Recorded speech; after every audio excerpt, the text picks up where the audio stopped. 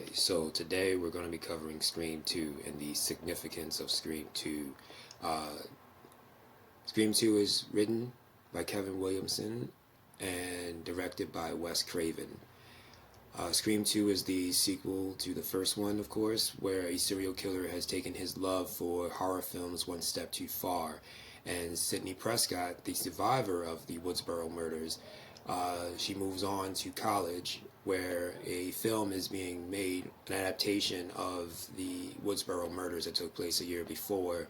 And come to find out, there's copycat murders happening that's tied to the murders in the first film, which makes Sidney basically the target of another slew of murders. Uh, the significance of part two for me is basically how self-aware that movie was when it came to people of color in horror films in general. With that being said, the film opens up with a black couple played by Omar Epps and Jada Pinkett Smith, and they're in line and they're discussing, horror films and what's the point of going to horror films when you're not going to really see yourself represented on the film in any type of way, shape, or form that is going to be something that's representative of you. And there's a quote from the movie by Jada Pinkett, and she says that it's a dumbass white movie about some dumbass white girls getting their white asses cut the fuck up. And that's what makes it unappealing to her. There's no point of her going to see this movie and sit through this movie and to root for someone who's going to be doing silly, stupid mistakes and hiding in all the wrong places, running and tripping off of nothing, investigating a strange sound in the woods, going towards the danger instead of going away from the danger, things of that nature. It's something that they discussed, as they're in line to get in their tickets, and it really struck a chord because that's the experience overall for many people of color to sit and watch horror films. We have to watch people not make smart decisions. So in 1997, you had four notable people of color in this film. You had Jada Pinkett Smith, you had Omar Epps, you had Elise O'Neill, and Dwayne Martin. Even though we discuss how black people die in the beginning of the film, that's something that happened in this one, but the difference is the awareness of it all. That's the thing with Scream to begin with.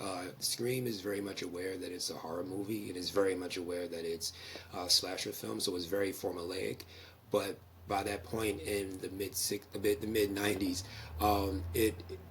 it was all about trying to strip apart or dissect the cliches of these films and yet give us something new and different. It can still be cliche, but we're going to do it in a little bit of a tongue-in-cheek type of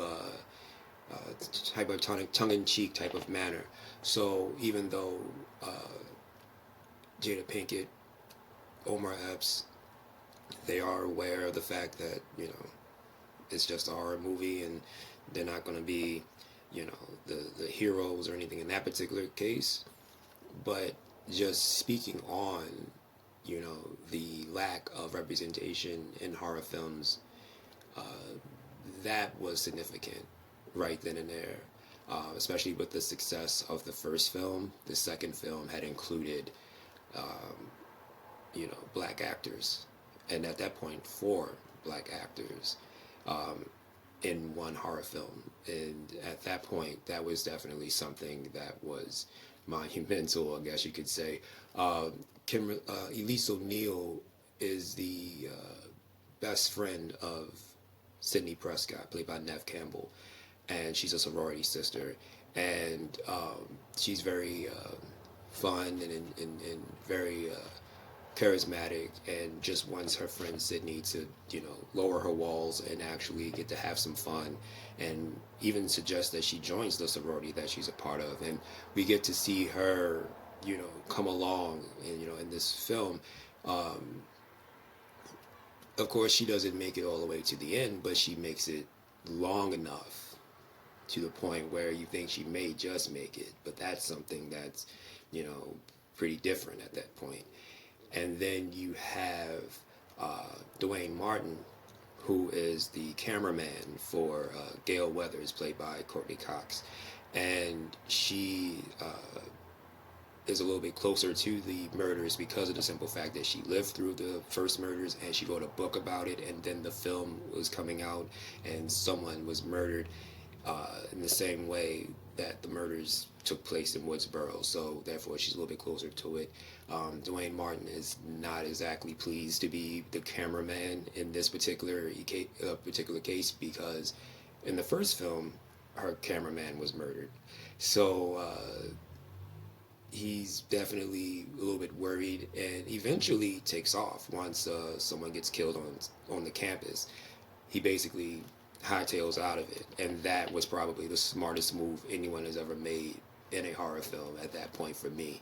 And he didn't come back until the whole thing was settled and it was done with. And so that right there alone was representation alone to definitely let you know that this is something that someone should have done, at quite some time. If something's crazy going on, something's wild going on, people are getting killed, it's time to go. And his character survived the entire ordeal because he was smart enough to take his bags, pack, and go. And so that's the significance of it when they really show representation of people of color in a horror movie, in a popular sequel. This film was mostly considered to be twice as hip and twice as smart, because of that particular inclusion. And another thing is, Wes Craven has always been a bit more inclusive in his horror films. Just the history of what he's done. You have Serpent in the Rainbow. You have The People Under the Stairs. You have Vampire in Brooklyn, and you have, even though he didn't do most of the Nightmare on Elm Street films as time went on, he did write, I believe, Nightmare on Elm Street Part 3. That's what gave us the character Kincaid, who is probably the one survivor of, the horror films of the 80s, a black character that survived all the way to the end in, a horror film at that point, a Freddy Krueger, Nightmare, Elm Street series. So that's something that's a big testament to the kind of director and filmmaker that Wes Craven is. If you haven't seen Scream, I suggest you see it, even though I gave you spoilers. But you should definitely see it anyway, because they're making a Scream 5, and you have to find out what it is about this franchise that's keeping people coming to see it and constantly making new ones. The first one, definitely, you should see the first one if you haven't. We're discussing Scream 2, but if you haven't seen Scream 1, I suggest you start with Scream 1 and then work your way up. The thing about Scream was it broke down the conventions of the genre and gave you something new and different to explore, while being able to pay homage to 1980s slasher films. There's moments where they tell you what the rules are, never drink, do drugs, you can never have sex, and all these things, because that basically means that your character or whoever you are going to die at that point. But they didn't really abide by those rules as much. And by that point, that was the new thing, because now we don't know what to expect and who's going to survive. And so that was what put you on edge. And the sequels would play on, the rules of a sequel. What are the rules that goes into a sequel or a trilogy and things of that nature, a remake or a reimagining. Also, there's a Scream series that was on MTV for a couple of seasons, and then there was a mini series on VH1 called Scream Resurrection, where they take the conventions of television horror films, horror series, and give you a little bit more of what the Scream series was, but put it on to television. And I think MTV did a great job, and VH1 as well, with their interpretations of Scream and bringing it into a new generation, a new era.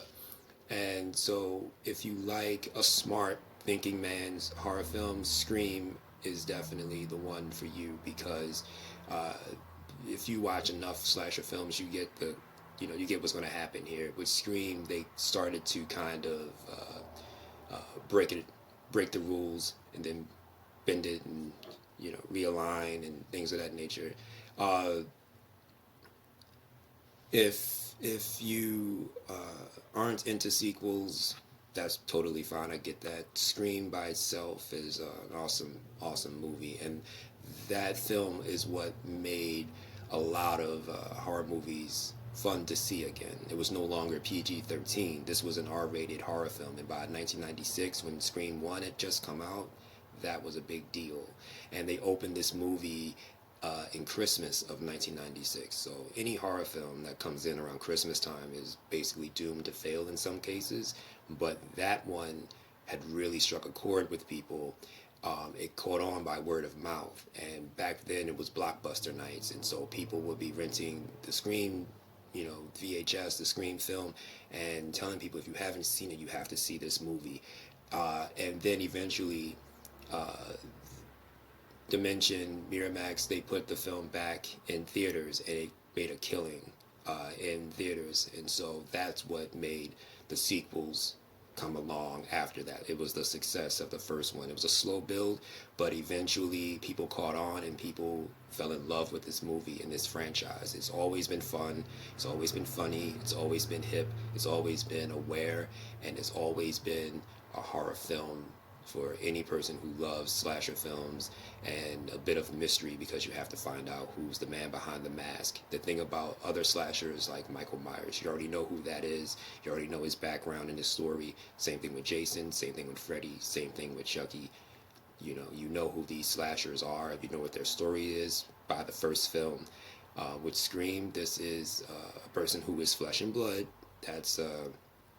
That could be anyone. It could be your neighbor. It can be your your coworker. It could be your boyfriend. It could be your girlfriend. It could be anyone. And that's the mystery and the suspense. And Wes Craven is definitely a master of suspense as well. And so that's my suggestion for you. If you haven't seen any of the Scream films, I suggest you go for it. But if you don't want to see the sequels, always go with Scream, the very first one. From the first 5 minutes, you're hooked. And it's been a long time since there's been something at that point that really shook people to their core. Everything else was coming out at that point, where horror comedies and sequels to the old school, Jason, Freddy, and Michael, they all were having sequels and things. Scream, along with Candyman, these were original slasher horror films that really scared the hell out of people and made things fun again. So if you haven't seen it, go back and see Scream. And if you want, see Scream 2 and Scream 3 and Scream 4, and get ready for Scream 5. And if you want to just binge watch something, since we're all in quarantine right now, if you want to binge watch something, go and watch Scream Resurrection or VH1, or Scream the series on MTV.